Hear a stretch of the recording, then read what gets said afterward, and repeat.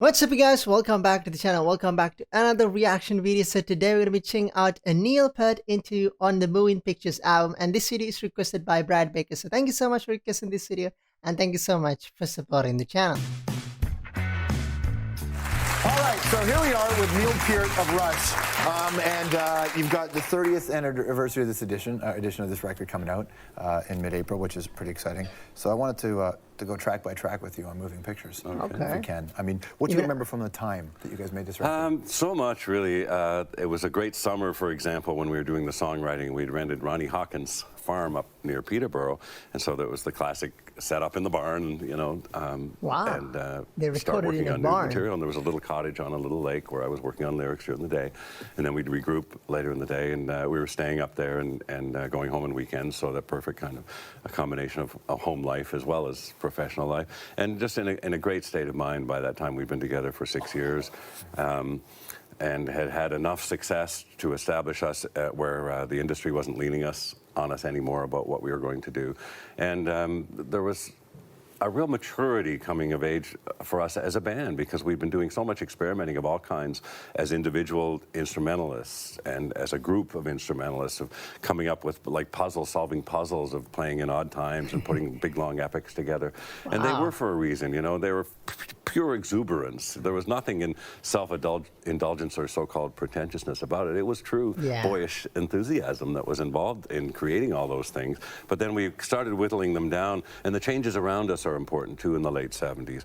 And we were young enough and fan enough to be part of that and to respond to when punk became new wave, when the punk musicians started to get better. Stuart Copeland was telling me a little while ago that being around that scene at the time, he would say he would see the Sex Pistols bass player looking over Sting's shoulders to figure out what notes go with what notes. It's inevitable that you want to get better, I think, no matter what you do. You know, even if you're a punk with an attitude, you play that thing every night, you're going to get better. And so we had responded to that positively, and mentioning the Police, we're big fans of them. I'd been a reggae fan for a long time, and I listened to modern radio at the time, and the new wave was becoming the new romantics and all these things at that time, and we soaked it all up, and that brought a concision to our arranging, but no less indulgence in that sense. You know, we still wanted it to be hard to play, and something I've realized over the years, every one of those songs was designed to play live. We were a live band, that's all we did, and when I put a drum part together, it was designed to be progressive in the architecture sense, and to be challenging enough to play night after night for, who knew, 30 years. You know, we're playing this whole album now, 30 years later, without cynicism, you know, still liking to play those songs and still proud of them. So that's a lovely way, and it's a fulfillment of the sincerity that was brought to that music at the time, and the honest growth. You know, people joke about progressive bands and something, but we were progressing, and learning, you know, and developing taste at the same time. Okay, maybe that giant 7/8 instrumental, maybe we could soak that down to, you know, a little fraction. It would still be good and still be exciting, and it was. You know, those were the lessons we were learning. So that was an important time musically around us, and a great time for the three of us in terms of getting along and sharing our goals and having a good time and making the music. So as we go track by track on Moving Pictures, then what's the first song that was done? See, that kind of history hasn't been captured, but I kind of think it was maybe Limelight or... That's a great song. Red Barchetta, Why Was That? I know Tom Sawyer came later, because we've been touring a lot with Max Webster, another Toronto band at that time. Did Pi Dubois help with that? And Pi Dubois, as a lyricist, he and I got along. He gave me so many great books. Big pile of books by John Barth, a big pile of books by Lawrence Durrell, and all this great reading that he turned me on to, for one thing, in the years when I was trying to find a life in touring, because I didn't find it much of a life. And at first, a reading hermit became my first evolution of that, and then later bicyclist and motorcyclist. But Pi had a strange way of writing in these exercise books that were just laden with this street edgy kind of lyricism imagery, and he worked part-time in an insane asylum, you know, and he had a lot of different influences than I did. And they were kind of formless, but I'm good at imposing form, so it made it a great combination where I could extrapolate really good passages for him and give them shape into a song, and then pass them over to Geddy, who could make them singable.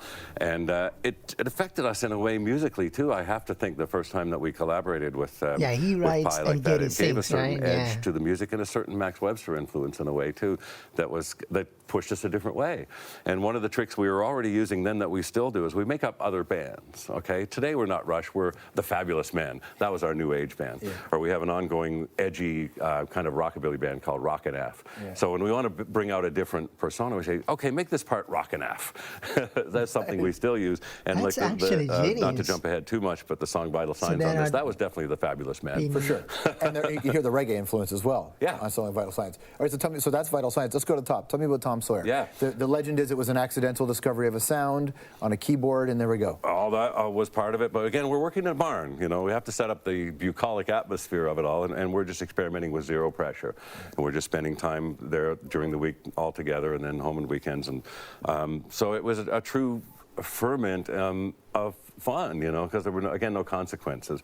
We were improvising and putting things together all in the room together, too, in those days. So it was very organic also. Definitely. And those were building. And another important part of a song like Tom Sawyer, and any of these really, I said they were designed to be played live, and they're also played live many times before they were recorded. So the kind of detail that went into the drum part, for example, I haven't changed barely a note, maybe one fill in Tom Sawyer in 30 years, because it's still challenging and satisfying to play just how I made it up, you know, and that's nice. There are other songs that I have changed from time to time, or newer ones, actually, I'll deliberately design to be freer in my new improvisational mode. But in that day, we played those songs over and over, and we recorded them until all of us played it right. Yeah. You know, so necessarily they were played enough times that each time I might add a little detail or a little echo this little rhythmic pattern in the next verse and build that way architecturally and progress up the song. And people often ask me why I build a drum part that way. Well, it's a performance. You know, I started off simple. For the listener's sake, this is something I learned in writing too, and this song is a great example.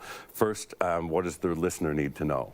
And they teach you that in writing class. What does the reader need to know? So I state a rhythm as strongly as I can, whether it's a straightforward backbeat 4 like Tom Sawyer is, or something more complicated. When I first state that, I try to make it as clear as I can for the listener. Occasionally trick them on purpose, the turnaround things that you do deliberately because they're fun for musician listener. But for the most part, like in prose, I have to decide what the reader needs to know first to get the picture I'm trying to send. Yeah. Drumming exactly the same. Here's the rhythm, and now here's all the ways I'm going to play with it. But first I want to state it clearly, and this song is a perfect example of laying it down. All right, tell me about Red Barchetta. Yeah, that came about a magazine story that I'd read some years earlier that I really liked, and it was set in a future dystopia when motorized vehicles were banned.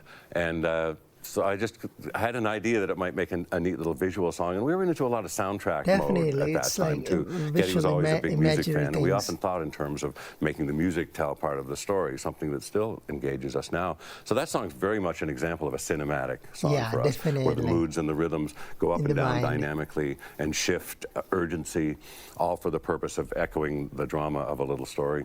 Now, if, and I stress the word if, but if Toronto successfully secedes from Canada, how would you feel about YYZ being the anthem for that new city country? Yeah, talk about organic release. That came in flying in one time when we were in a small plane and hearing from the cockpit the Morse code rhythm. And I said, oh, wouldn't that be a neat introduction? Is that and then cinematically, again, a perfect example, we thought we'll make this song's an instrumental, but it's about YYZ Airport. It's about airports. So we have kind of the exotic moods shifting around all this, and then the gigantic emotional sort of crescendo of people being reunited and being separated and all that. So it was very consciously kind of a playful cinematic twist on an airport. I think Primus has covered it. I think also Muse has covered it. When you hear covers of Rush songs, I haven't, no. You know, Asia, not the same. It's very different with the way Primus plays it. Should be, yeah. Limelight. Let's talk about Limelight. A lot's made about that because a lot was then made about your relationship. I gotta go and listen to those two covers. So what it was like making that song. Muse and Primus. Yeah, it was just my attempt really to explain how it felt. You know, that's really how it was. And I tried to explain that introverts do not understand, or extroverts do not understand introverts. The idea of being shy to them is some kind of poison. And if you think back to school days, I read a quote recently that all of us are the people that high school made us. Yeah. Okay, and if shy people in high school, I remember they're stuck up. They're conceited. They think they're better, you know, just for being shy. So that persists, and if you are that way in a public field, unfortunately, it's a huge disadvantage, but it just made me uncomfortable and embarrassed, and I just tried to explain. And I can't tell you how many younger musicians authors and athletes and actors have come up to me in life and said what that song came to mean. Suddenly they understood, I can't pretend a stranger is a long-awaited friend. Michael Chabon, the author, just said that to me recently when he had a book signing, and with all this expectation of people thinking they know him and his work so well, and he doesn't know them at all. You know, it's a real disadvantage. And there's an old English expression when somebody calls your name, say, hey, George, you have me at a disadvantage. And it is.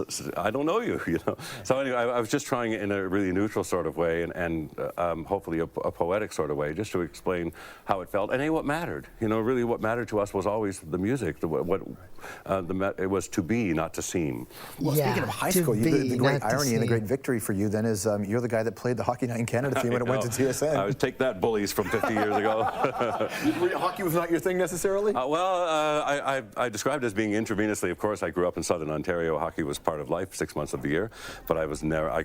In the skates of those days, my little feet were like this. So, the camera eye. Title from a John Dos Passos novel of the 1930s, which was very experimental, and he used segments in it like newsreel to describe the events of the day that were affecting his characters. And another one was a kind of stream of consciousness called The Camera Eye, where he panned across the Depression America, and especially on the industrial side, and just reported what he saw, the objective camera eye.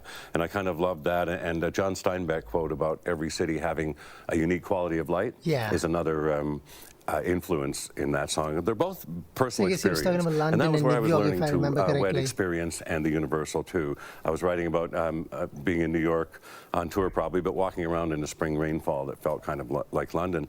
And I'd spent an important part of my youth, around 19, 20, 21 years old, in London, struggling for fame and fortune. I didn't know it was in Toronto. I thought it was in London. Nobody knew it was in Toronto, man. Nobody knew it was in Toronto. Even Neil Young left. Nobody knew it was here. That's for sure, yeah. So I'd spent quite an important part of my time in London, so I was writing about two powerful first-hand personal experiences, but putting them into images that I had found from other authors to be universal and something that was translatable. It's an important song that kicks off side 2 of the record, and now people don't even really, only purists really get vinyl now. So when you make a record, do you think about what would be side 2 and all that? And we still do, you know. Yeah, it used to be such a nice part. It was like making up 2 sets. Yeah. You know, the sequence of songs could be 2 sets in a show. And that's certainly the way we always thought of them. And we hated losing the last song on side 1 because it had a certain conclusiveness about it. And we hated losing the opening song on side 2. Well, adapt or perish, you know. One thing we have always done is adapt to the world around us, and we are now to the there are no way sides the to music come in business now, is. like side A and B? So yeah, that's it's unfortunate, but it's like lamenting the 12-inch sleeve. That was an awful much nicer platform to work on too for art direction, but is what it was. It is what it was. It is what it was. It's quite a photo, though. I mean, I love the fact that you got 2112 and dogs playing poker on the cover. Well, they're moving pictures. Yeah, they are moving pictures. That's absolutely true. Witch Hunt. When you watch the news today, you go, wow, Witch Hunt was really ahead of the curve. Yeah, and it was, of course, reacting to the same sort of mob mentality back in those days. In fact, we were the howling mob out in the snow up at Le Studio in Quebec. I was the rabble-rouser, too, out there. We have to protect our children, and this big uproar behind the intro of the song. But that was one of the, pretty well every album in those days we would make a production number that we didn't have to play live, because we were quite disciplined about being able to reproduce the songs as they were in our individual parts and the overall production. So we would set aside that discipline for one song, and this one, all the overdubs on it and double track drums and keyboards and stuff that later technology made possible. And now, like the overdubbed intro drum-wise has a cowbell playing, different tom-toms, a conga, and electronic toms and all that. So to play it live, I'm playing the cowbell with my foot, and you know, the trigger pads to do the electronic drums and stuff. So technology, and Geddy has MIDI now to do the keyboard parts live. So it was ironic that we were just a little ahead of our own curve technologically, and later it caught up, and now we can reproduce pretty well anything we do. Have you guys ever outthought yourself with all the technology and the multiple drum kits? We always are. Oh, we get tortured by technology because, you know, we're always trying out everything as it comes along, and the lack of reliability. And back in The Spirit of Radio has a sequencer in it, 1979. So I had to be able to hear that every night on stage and play along to it. And so it had to be loud enough to make me deaf. And also I had to play accurately enough tempo-wise. The whole song goes by and then the chorus comes and it has to be in and out right. So that was a great exercise of discipline that has served me really well, to learn to manipulate time and to maybe push the tempo a little bit, but still when that sequencer arrives or the various effects that we use nowadays that are time relevant, I have to be with them, you know, when it gets there. We've already talked about vital signs, so I'll wrap on this. Now that you're playing this whole record again, what's the one part, if somebody's in the audience, they know that Neil just can't wait to get to? There's one part in one of those songs where in your mind you're like, I can't wait to hit that note. Every song has that, I'm glad to say, and a lot of them, though, because they're so hard, what sustains that tension for a performer every night is because you're not sure if you're going to be able to do it. I'm sure that's it. And I mentioned before, Tom Sawyer remains so difficult to play. Although it seems a slow tempo, my right hand most of the time is going about as fast as it'll go, and every beat is full force. My feet and hands are playing full force for that whole song. So just to execute it with strength and smoothness, and I mentioned that duality before as something that I've worked all these years in drumming, 40 years of wanting to combine those elements of first I wanted technique, and you work hard on technique, and then I wanted accuracy at all strength. Working in the studio with click track sequencers, accuracy was the gold standard. And then I wanted feel, and now I want that combination. And when I play these songs now, I know I bring a better feel to them than I did then. You know, I have the strength and power and the speed, but so much more subtle control of time. And that's the rewarding thing. Again, we're in the middle of rehearsing these songs, playing them every day right now after all these years, and I still find myself getting inside them in that rhythmic way and feeling them in more subtle and thus, you know, more rewarding ways. Oh, it's always such a majestic thing to watch Neil speak. I think I've said it during the Hall of Fame induction reaction for Rush.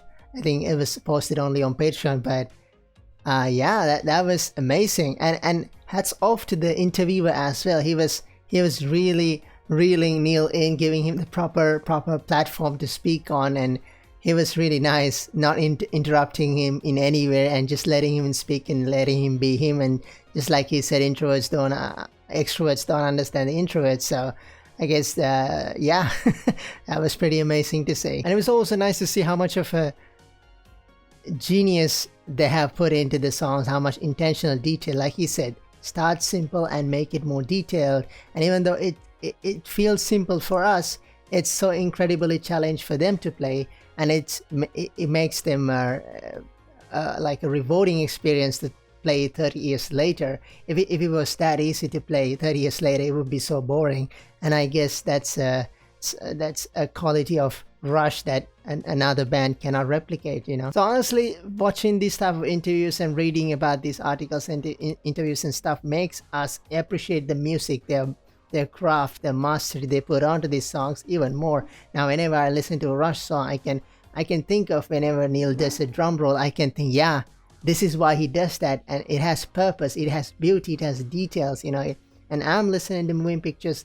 I've been listening to moving pictures lately, and this makes me appreciate this even more. So yeah, that was my reaction to the Neil Peart interview on the album Moving Pictures. And yeah, this amazing video was requested by Brad Baker. So thank you so much for requesting this video, and thank you so much for supporting the channel. So as always, a big shout out to all the Patreon heroes for supporting the channel. So big thank you to Space Cowboy, Joe Church, Jimbo, Treyman, Ilda, Ramirez, Jimmie V, Susan, Wenwei, Taylor, Armac, Brad Baker, HiddenEye, Shadow Shape, and Zigzag for supporting the channel. If you'd like to request songs like this, head over there on Patreon, link is down in the description. And make sure to comment down your thoughts regarding this video and let me know what Rush song we shall check next, and I'll catch you guys in the next video. Till then, peace.